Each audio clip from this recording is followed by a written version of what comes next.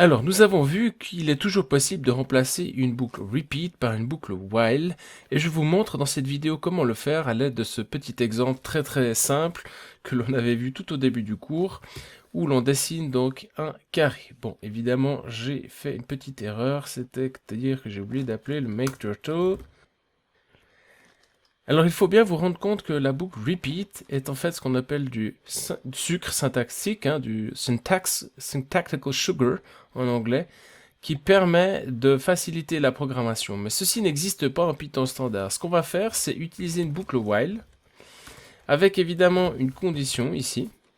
Alors, la condition qu'on va utiliser, c'est qu'on va prendre une variable. Donc il faut définir une variable, on l'appelle traditionnellement i ou j, qui commence à 0. On va l'augmenter à chaque fois qu'on a fait les instructions. Donc on va faire i plus égale à 1. Donc c'est une sorte de compteur. Et là, on s'arrête lorsque... Enfin, on continue tant que i est plus petit que 4. Donc là, si j'exécute le programme, eh bien, je vais obtenir exactement la même chose. Bien entendu, on aurait pu commencer à 1 et puis aller jusqu'à ce que i... Tant que i est plus petit ou égal à 4, ça va aussi.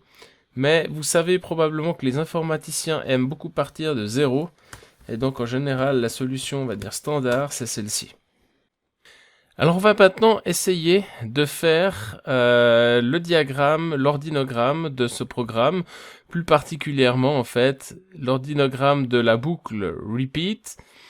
Donc comment est-ce qu'on peut faire une boucle repeat ?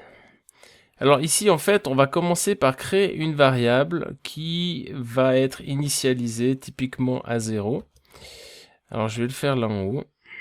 Donc ça va être i égale 0.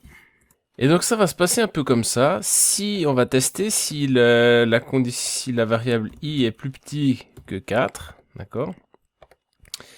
Et si elle est plus petite que 4, eh bien ce qu'on fait tout simplement, c'est de continuer, donc d'exécuter les instructions qu'on a là, le forward, ensuite le write 90, et finalement à la fin de la boucle, très important, on incrémente la valeur de la variable i de 1.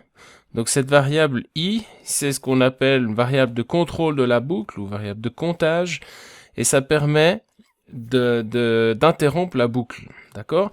Une fois qu'on a terminé ceci, d'exécuter ces instructions, on va en fait revenir au départ ici.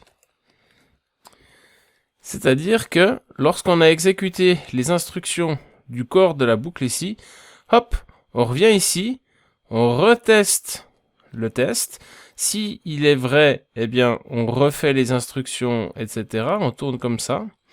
Tandis que s'il est faux, eh bien, on part ici directement et on va à la fin du programme.